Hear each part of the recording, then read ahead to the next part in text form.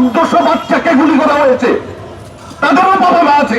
Post দেওয়ার আগে নিজের হাতে নিজের সন্তানকে জব করবেন, তারপরে দিবেন। আপনাদের যদি এত ভালোবাসা আপনাদের পিতার প্রতি থাকে, আপনার বাচ্চাকে আগে জব করবেন, তারপরে সেই পোস্ট দিবেন।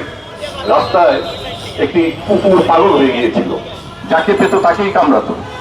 তখন একজন লোক ওই কুকুরটিকে লাঠি দিয়ে মারতে শুরু করলো, কুকুরটি জ্ঞান হারালো।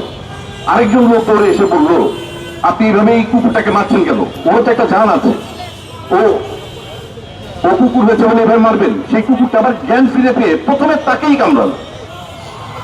তো এই কথাটা বলার কারণ আমি সবশেষে বলবো, আমি এখন বলতে চাই ভুলি নাই দিয়ে। আমরা কিন্তু ভুলি নাই আপনারকে, আমরা কিন্তু ভুলি নাই পিলখানার হত্যা, আমরা কিন্তু ভুলি নাই এতগুলো মানুষকে ডেকে এনে ফাঁসিতে ঝুলানো, আমরা কিন্তু ভুলি নাই অনেক কিছুই। এই অন্যায় অত্যাচার, আমার বাড়িটা পর্যন্ত দখল হয়ে গেছে। আমি কিন্তু পরিবর্তে বাড়ি নিয়ে যে দখল করতে যাই নাই। 5ই আগস্ট আমাকে অনেকেই বলছে, আপনি তো যে বাড়িটা উদ্ধার করতে পারবেন। আমি না, আমি তো আইন হাতে নেব না।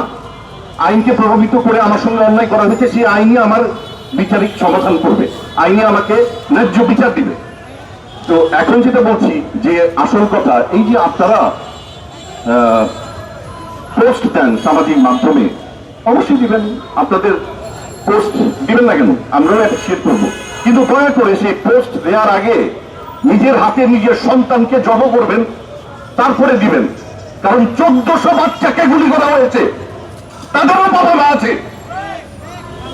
তারা সেই বাবা মাগুলো যদি তাদের বাচ্চাদের স্বৈরশাসককে তাড়ানোর জন্য রাস্তায় নামিয়ে দিতে পারে, তাহলে আপনাদের যদি এত ভালোবাসা আপনাদের পিতার প্রতি থাকে, আপনার বাচ্চাকে আগে জব করবেন, তারপরে সেই পোস্ট দিবেন। তারা হলে এইসব ভালোবাসা দেখায় কোনো লাভ নাই। আপনাদের লজ্জা হওয়া উচিত। আপনারা তো শিল্পী, সমাজের প্রতিনিধিত্ব করেন, সমাজকে পথ দেখান, আপনারা এই কাজ করেন কিভাবে? আপনাদের লজ্জা হয় না? যে মুক্ত ছেলেটি পানির জন্য ছিল, তার হাতে ছিল না কোনো অস্ত্র। এতটুকু একটা বাচ্চা যাকে শুধু দাঁড়িয়ে দাঁড়িয়ে দেখছিল, তাকে গুলি করে মেরে ফেলা হয়েছে। তাহলে কেন আপনার বাচ্চাকে আপনি পিতার জন্য উৎসর্গ করবেন না? আপনি বলেন যে আমরা অন্যায় করছি, তাহলে এই অন্যায়ের জন্য আপনি আপনার বাচ্চাকে আন্দোলনে পাঠান। এইসব করবেন না। ওই কুকুর হলে তার চিকিৎসা হচ্ছে তাকে গুলি করে মেরে ফেলা, কিন্তু আমরা সেটা করবো না। আমরা তার জন্য চিকিৎসার ব্যবস্থা করবো।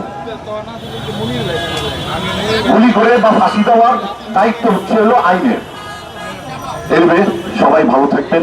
অনেক বেশি বলে ফেললাম, সবাইকে এই এতটুকু বলেই আমি বিদায় নিচ্ছি।